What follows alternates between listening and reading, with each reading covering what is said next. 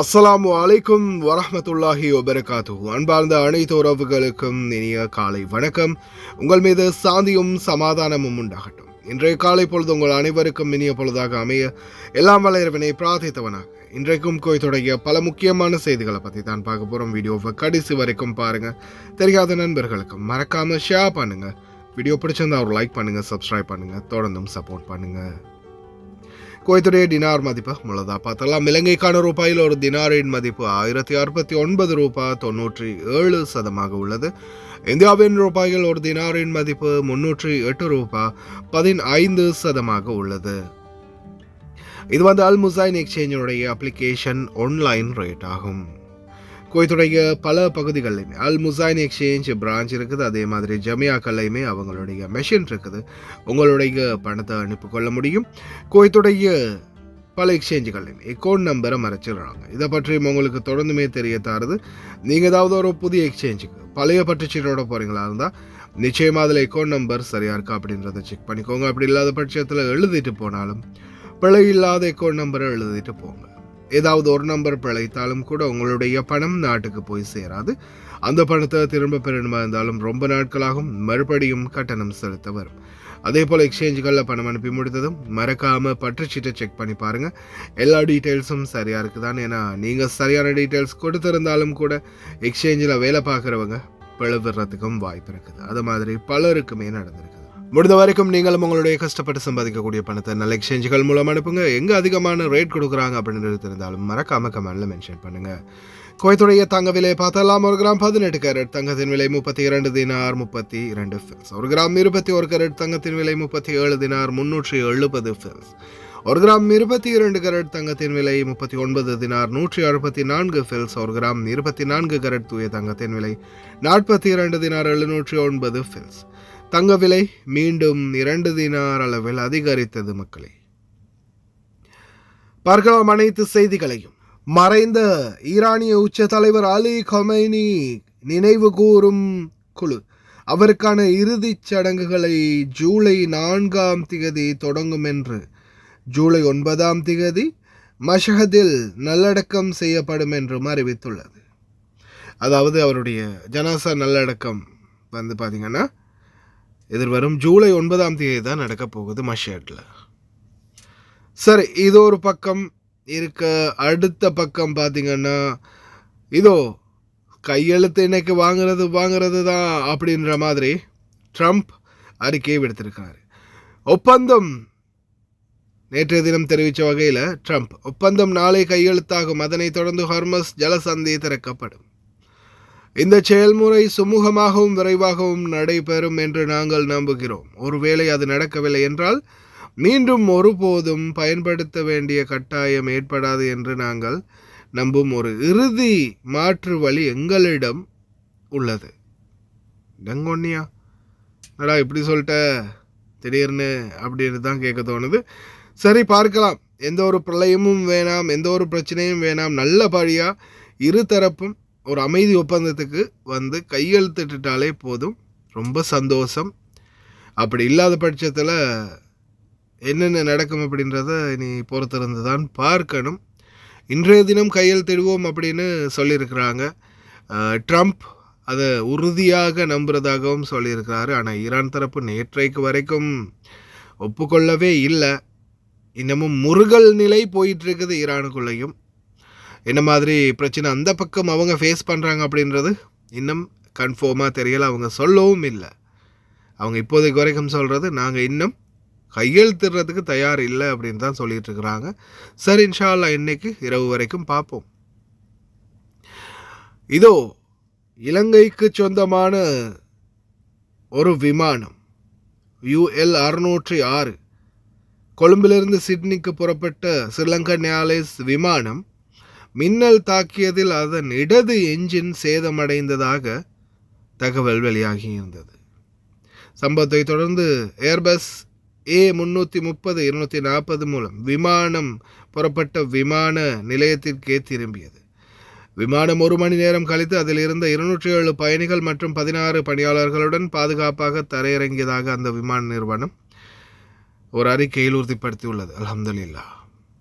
அதே போல இதோ சால்மியாவில் வந்து ஃபேக்கான இன்ஸ்பெக்டர்ஸை கைது பண்ணியிருக்கிறாங்க. அது என்னடா ஃபேக்கான இன்ஸ்பெக்டர் அப்படின்னு கேட்டிங்கன்னா, மினிஸ்ட்ரி ஆஃப் காமர்ஸ், அதாவது வணிக வர்த்தக அமைச்சகத்துடைய அதிகாரிகள் போல வேடமிட்டு இவங்க கடைகளில் போய் சோதனை நடத்தியிருக்கிறாங்க.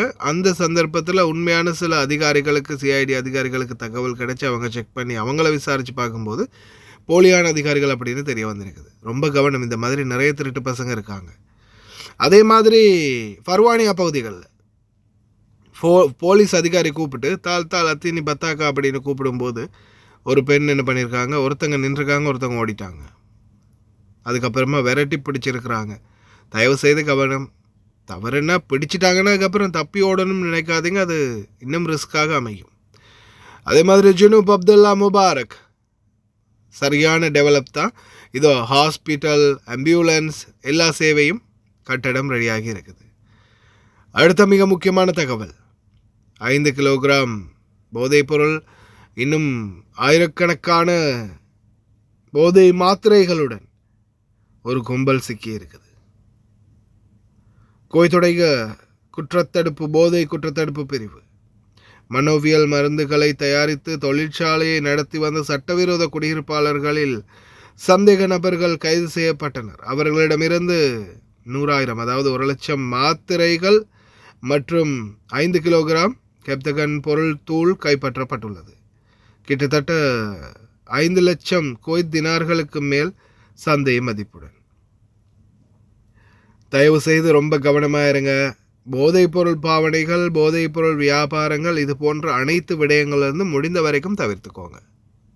استمرارا للجهود الحثيثة التي يبذلها قطاع الأمن الجنائي في التصدي لآفة المخدرات وتجفيف منابعها، وفي ضربة أمنية محكمة لتجار السموم، تمكنت الإدارة العامة لمكافحة المخدرات ممثلة بإدارة المكافحة المحلية من الإطاحة بشخصين من المقيمين بصورة غير قانونية يديران مصنعا لإنتاج وتجهيز المؤثرات العقلية.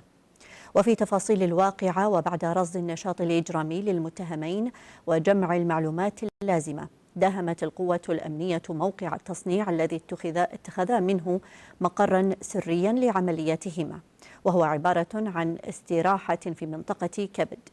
وأثناء عملية المداهمة أبدى المتهمان مقاومة يائسة للإفلات من قبضة رجال الأمن، إلا أن اليقظة والجاهزية العالية التي يتمتع بها عناصر الفرقة حالت دون ذلك.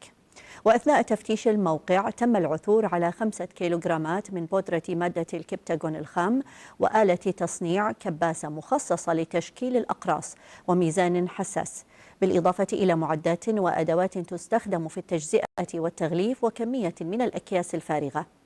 ومن خلال التحقيقات الأولية والميدانية مع المتهمين بعد إلقاء القبض عليهما وتحريز أدوات التصنيع، أقرا واعترفا بوجود كمية إضافية ضخمة من الأقراص الجاهزة للترويج قاما بإخفائها ودفنها تحت الأرض للتمويه. وتم استخراج الكمية المخبأة والتي بلغت حوالي 100,000 قرص من مادة الكبتاغون بقيمة سوقية تتجاوز 500,000 دينار كويتي. وتمت إحالتهما وكافة المضبوطات إلى جهة الاختصاص لاتخاذ الإجراءات القانونية اللازمة بحقهما. وتؤكد وزارة الداخلية استمرارها في ملاحقة كل من تسول له نفسه العبث بأمن الوطن، مشددة على أن رجال الأمن سيظلون السد المنيع أمام محاولات ترويج هذه الآفة المدمرة، وأنه لا تهاون مع كل من يحاول الاتجار بهذه السموم أو إخفاءها مهما تنوعت وابتكرت أساليبهم الإجرامية.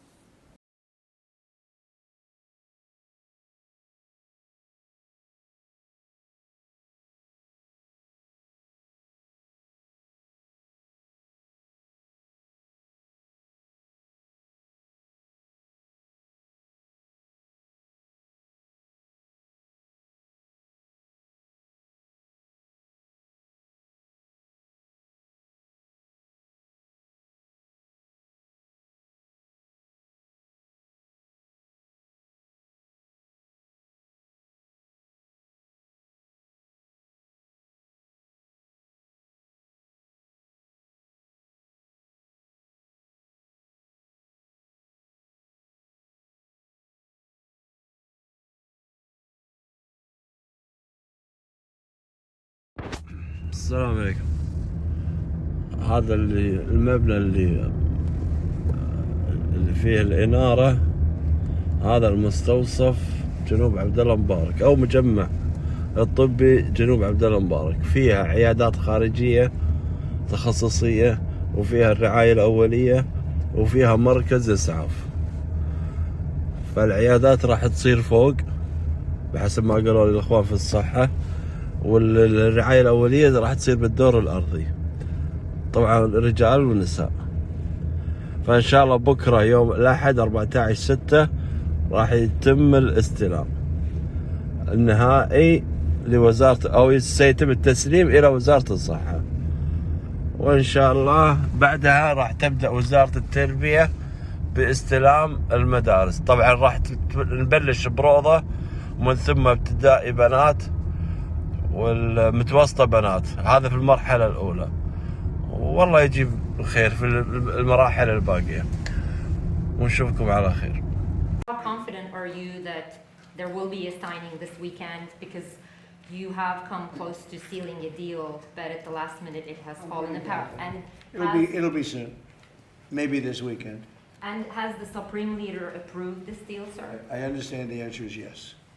And when this deal is signed, is the United States going to immediately lift the blockade? Yes, that's true. That's part of the deal.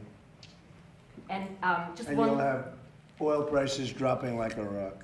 And sir, have you actually secured an agreement on the discussions about the nuclear material and the nuclear negotiations? Yes, Has conceptually on that, and nobody's getting close to it because it's buried under a mountain, basically. There's B-2 bombers. But has Iran committed to not pursuing a nuclear weapon, or will there be more negotiations on that down the line? They will not have a nuclear weapon. They've agreed to that. There will be no, which is the whole reason, which is a big part of the reason. Is that maybe going the to be in your biggest. agreement, sir?